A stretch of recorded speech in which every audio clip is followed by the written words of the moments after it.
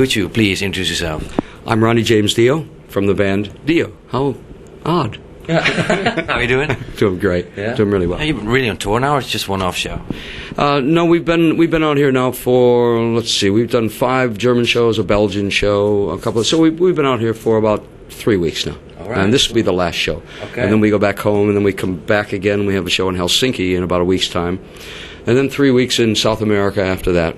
And we come back again and do another show, one in Oslo and a couple in Germany and a few more places. So here Scandinavia's big fan of you guys, Yes. and Germany, of course. Yeah. Yeah? Yeah, Scandinavia and Germany, I would say, are certainly among the top ones. I mean, Europe in general is so much better than it is in America, of course. America has become this real trendy place where if you have won the American Idol show, or American Karaoke, as I call it, then, you can be a big star. But, that's without learning your trade, without paying any kind of dues for what you've done. Yeah. But that's what America has become. It's become a place of trends. So it's a lot more difficult to play for a vast amount of people who just don't get a chance to hear their music anymore. The only time you can do well is if you do a festival with, if it's Iron Maiden and ourselves, or Scorpions and us and Purple, or whatever it may be, then you can kind of do well that way. But other than that, it's very tough in America. But Germany, Scandinavia, Spain, Italy still really love the music, and they stand behind it all the time. So the Americans are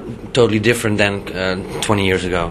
Oh yes, it's very much different. Yeah. You're on making money and being on television and idol stings and stuff, and how weird is that? Well, it's weird. Everybody watches it, isn't it? Yeah, well, not me, Millions. not everybody. I don't watch it. Yeah. I wouldn't watch it on my worst day. Yeah. But it's things like now they have like a guest appearance by someone. So Rod Stewart comes on. Suddenly his album goes to #1. Yeah. Excuse me?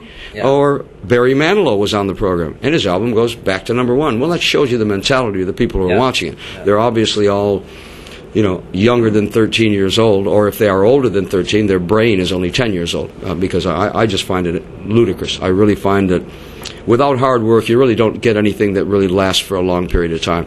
And none of those people are ever going to last for a long period of time.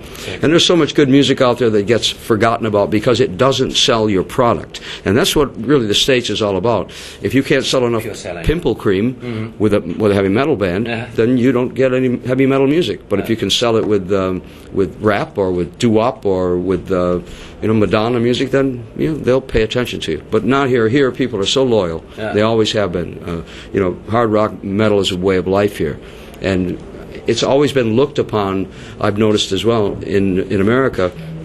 If you are that kind of an artist, a heavy rock artist, then you're always kind of look down their nose at you. Oh, you're not real, are you? But if you're some wishy-washy, horrible piece of crap, then love that. Well, that's just what America happens to be, and that's a shame. Hey, you got a new album out now, live album. It's brilliant, I must say. And also, one of the best songs, Heaven and Hell, of course, for us then. You'll hear that tonight, too. Yeah? Oh, yeah. Okay. Have to do What that. kind of version is this one then? The Heaven and Hell one? Yeah. It's the same as the one we'll be doing now. It's the full song. All right. Full-on song. Yeah, we've had a tendency before to cut things up a little bit, but only because we have so much material to choose from, and sometimes the songs are reminiscent of each other. Last in Line and Heaven and Hell and Sign of the Southern Cross and All the Fools Sail Away remind you of themselves. So in order to do all the material that we have to do, we have done a medley here and there. But no, not tonight. This is a full version. Yeah. Cool. Black Sabbath, you've been in that band too, of course. What could you remember from that time? Wasn't it weird to come in that band? Oh, no, not for me, it wasn't. No, it was great. I enjoyed it. It was probably my favorite time, really. Yeah, was it? Well, I liked them so much as people. I mean, I really did. I liked them because they were working class people like me, like my family. We were not wealthy, were they? And we felt the same about it, and we really loved the music. And with Tony, I really found a simpatico person to write with. Very nice. I've been very, very lucky to have, to be able to write with Richie Blackmore and with Tony. I mean, great combinations are great combinations, and Dio Blackmore and Dio Iommi were a great combination. Yeah. So it was fun for me to do that. And I liked the guys and the rest of the guys in the band a lot too. And then Vinny Appice came with us as well, and he carried on, of course, playing with me and Dio for a long time. So it was a great time of my life. And then we did it twice. Okay. And it wasn't as much fun the second time. No. No, why not?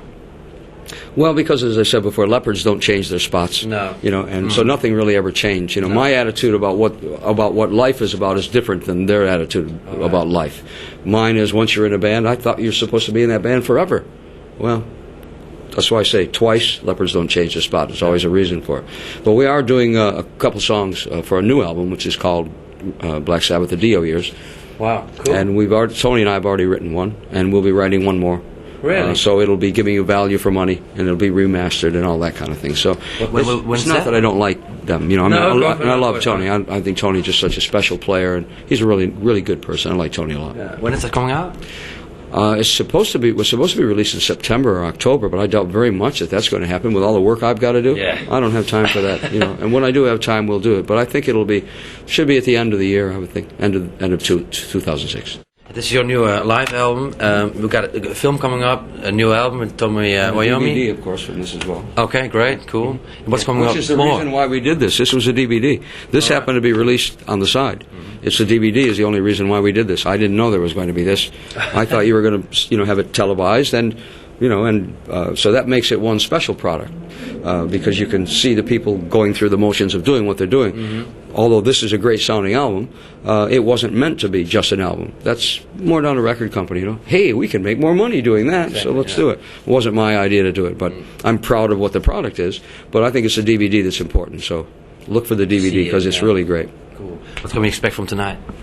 Well, we only have an hour to do, so you're going to get an awful lot of good songs in 1 hour's worth of time. From Heaven and Hell to Holy Diver to Stand Up and Shout to Children of the Sea. To just lots of great music. Everything your whole career. Oh, I wish we could do that in an hour. I think that would take maybe an hour and a half. Yeah. No, I think that would take about 2.5 days to do all that. But we do what we can. It's a shame because we normally play for about 2 hours, and so we only have an hour to.